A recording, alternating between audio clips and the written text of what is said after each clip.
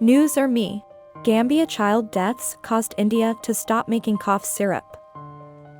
Indian health officials have told a company that makes cough syrups to stop making them because children in the Gambia died after taking them. Indian regulators found that Maiden Pharmaceuticals broke the rules in making and testing drugs.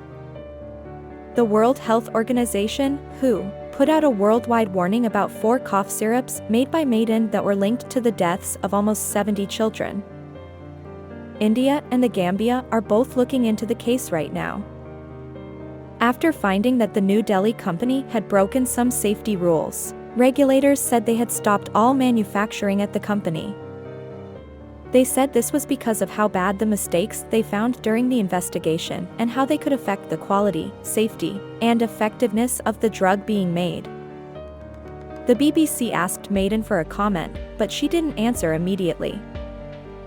Last week, the company said it was shocked and deeply saddened to hear about the deaths in the news.